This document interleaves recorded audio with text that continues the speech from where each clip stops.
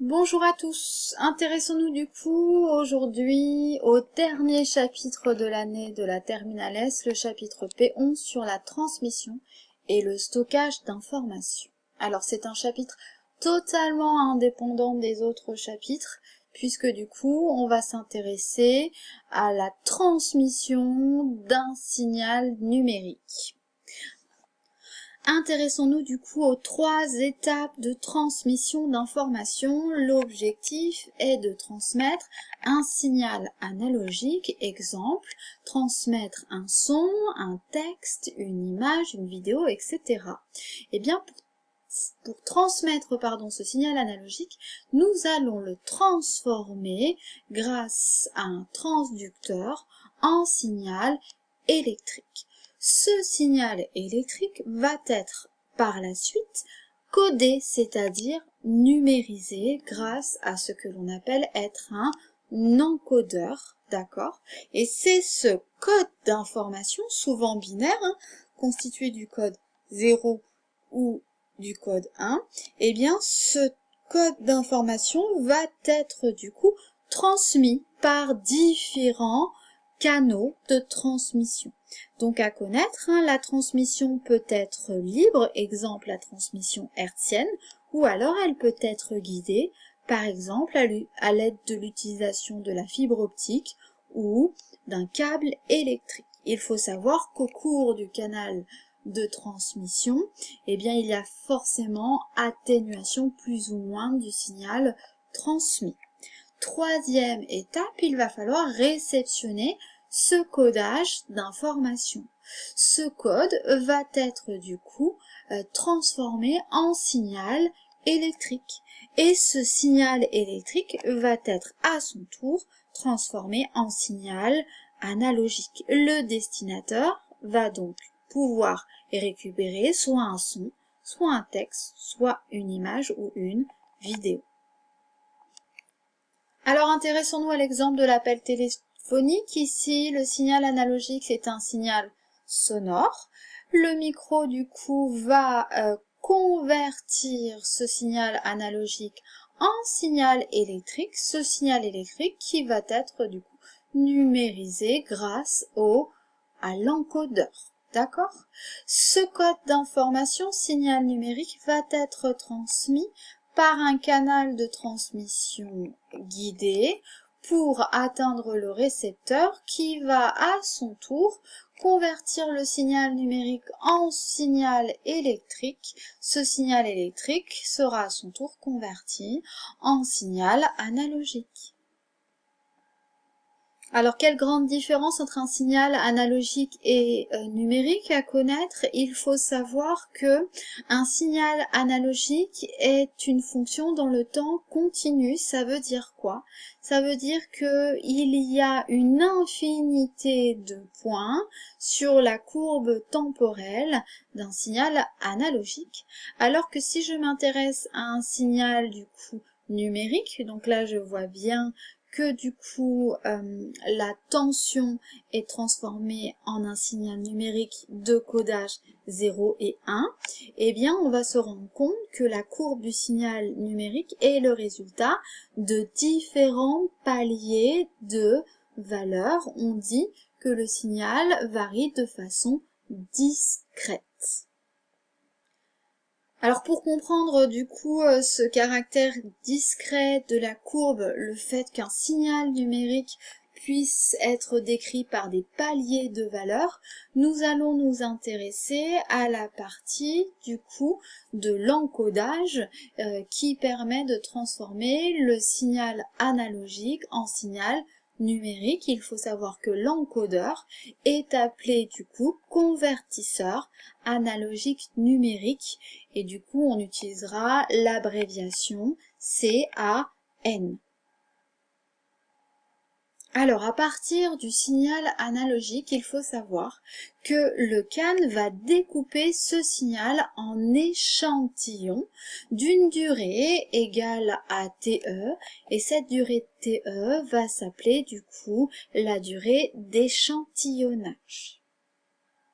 La fréquence d'échantillonnage va donc constituer l'inverse de cet échantillonnage et du coup constitue le nombre d'échantillons par seconde transmis sur le signal analogique. Alors, comment calculer la période d'échantillonnage? Il suffit de compter le nombre d'échantillons sur une durée.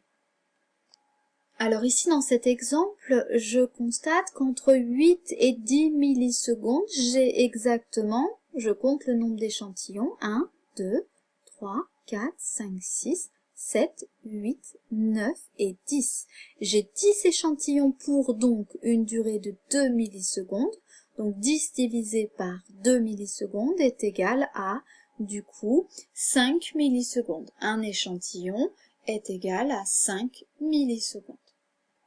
Alors, importance de cette durée d'échantillonnage, ici vous avez deux exemples de numérisation et l'on constate que la différence entre ces deux signaux numériques qui partent d'un même signal analogique, eh bien ça va être la durée d'un échantillon, c'est-à-dire l'échantillonnage. Eh bien on se rend compte que plus l'échantillonnage est grand, moins le signal numérique est fidèle au signal analogique. Donc pour une question de qualité, plus l'échantillonnage est petit, plus le signal numérique sera fidèle du coup au signal analogique. Vous avez donc l'exercice 9, page 530 en entraînement dans votre cours. Ici, je vous fais donc la correction type. Vous avez ici les points qui constituent les différents échantillons réalisés à partir du signal analogique pour créer un signal numérique. Et du coup, dans un premier temps, je m'intéresse à la fréquence du signal sonore. Donc là, je m'intéresse au motif, du coup, qui se répète du signal entier. Je m'intéresse, du coup, à la période du signal sonore. Je prends le plus possible de motifs. Alors ici, je me rends compte que de ce point-là à ce point-là, je vais avoir deux motifs entiers. Deux périodes est égale à 9 millisecondes. J'en déduis qu'une période est égale à 4,5 millisecondes. Dans la correction officielle, on part bien de deux périodes. Une fois calculée cette période, je vais m'intéresser maintenant à la fréquence du coup du signal sonore. Je calcule f qui est égal à 1 sur t.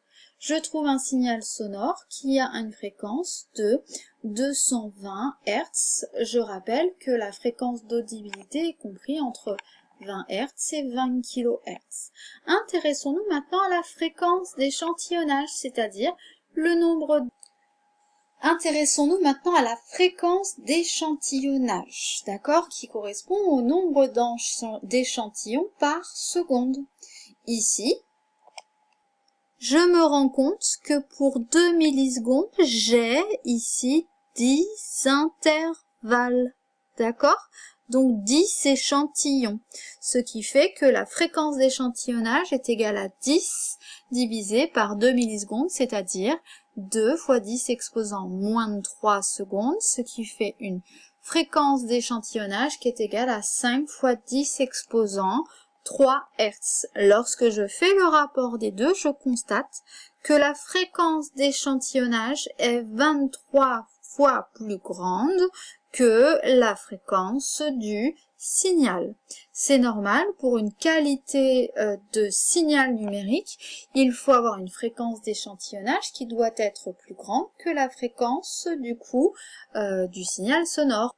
Normal, le motif qui constitue le signal sonore doit être décomposé en plusieurs échantillons. Alors, deuxième étape pour transformer un signal analogique en signal numérique. Une fois avoir échantillonné le signal, nous allons le quantifier grâce à une grandeur qui est égale au pas. PAS. Alors le pas, c'est quoi? C'est la petite valeur que peut prendre le signal numérique, d'accord? Et du coup, il faut savoir qu'une fois qu'une valeur est échantillonnée, eh bien l'encodeur, le CAN, va chercher la valeur la plus proche de la valeur analogique en faisant toujours le pas multiplié par un entier, d'accord? Exemple, il va comparer la valeur analogique en faisant 1 fois le pas, 2 fois le pas, etc. Alors, il faut savoir calculer le pas. Cette formule notée petit p va dépendre de deux grandeurs.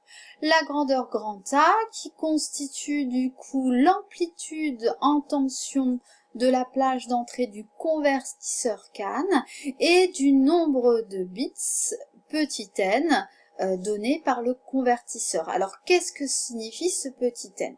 Il faut savoir, on l'a dit, qu'un signal analogique est converti en signal numérique grâce à un codage binaire, d'accord?